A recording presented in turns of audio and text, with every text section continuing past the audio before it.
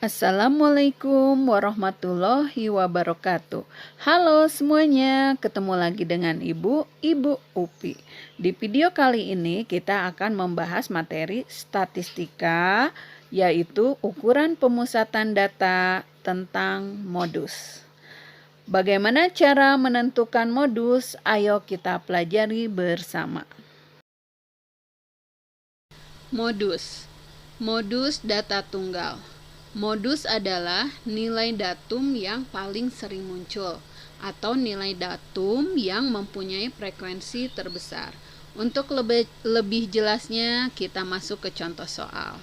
Menentukan modus tidak perlu datanya harus diurutkan terlebih dahulu, tapi untuk memudahkan lebih baik memang diurutkan datanya.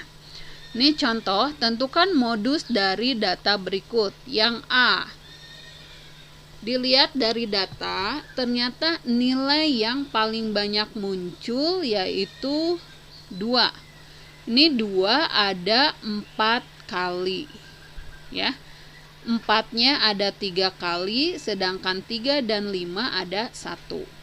Maka modusnya adalah 2, sebab 2 paling banyak muncul, yaitu sebanyak 4 kali. Kemudian yang B, 738577515. Kita tentukan nilai modusnya, yaitu nilai yang paling banyak muncul. Di sini 7 itu ada 3, kemudian 5 juga ada 3. 3, 8, dan 1 ada 1. Berarti modusnya adalah 5 dan 7, sebab 5 dan 7 mempunyai frekuensi tertinggi, yaitu 3. Untuk yang C, ini datanya sudah diurutkan. Kita bisa lebih mudah menentukan modusnya. 3 cuma 1, 4 ada 2, 5, 6, 1, 7-nya 2, 8-nya 2, 9 dan 10, 1.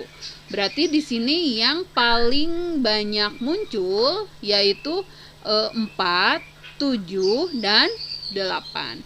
Jadi modusnya adalah 4, 7, dan 8, sebab 4, 7, dan 8 mempunyai frekuensi tertinggi, yaitu 2. Kemudian yang D. Yang D, 4, 4, 5, 5, 7, 7, 8, 8, 10, 10. Ternyata ini tiap nilai mempunyai frekuensi 2. 2 kali gitu ya. 2 kali. Maka tidak ada yang frekuensi lebih banyak dari yang lain.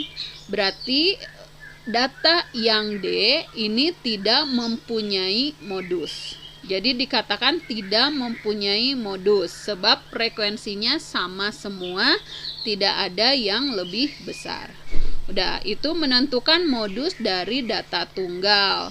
Data yang mempunyai satu modus disebut unimodus. Yang mempunyai 2 modus disebut bimodus, dan yang mempunyai lebih dari 2 modus disebut multimodus. Modus data berkelompok.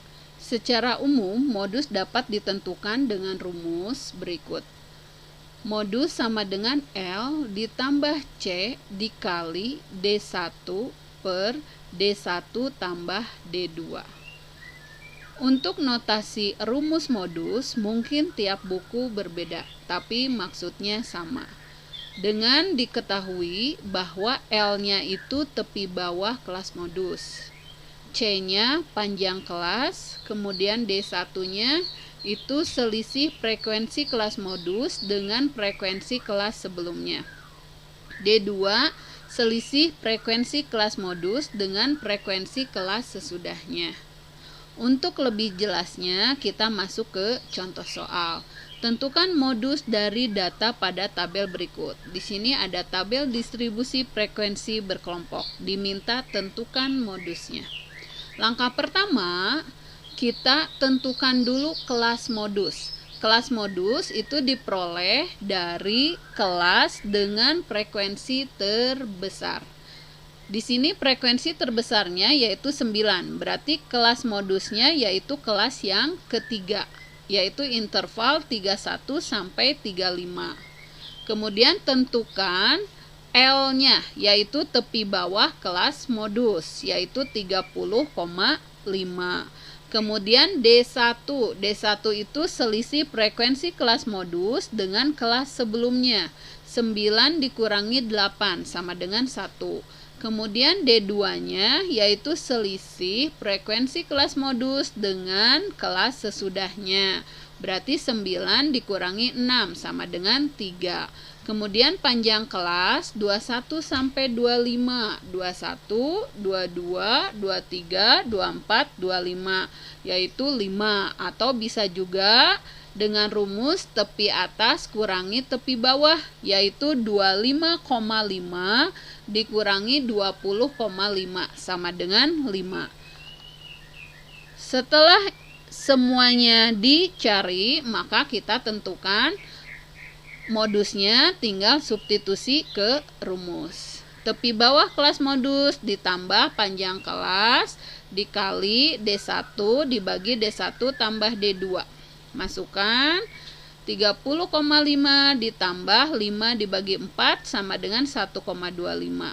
30,5 tambah 1,25 sama dengan 31,75. Jadi, modus dari data pada tabel tersebut adalah 31,75. Demikian pembahasan materi tentang modus, semoga mudah dipahami. Sekian video kali ini, terima kasih sudah menyimak dan semoga bermanfaat. Sampai ketemu lagi di video berikutnya. Semangat belajar dari rumah dan selalu jaga kesehatan. Wassalamualaikum warahmatullahi wabarakatuh.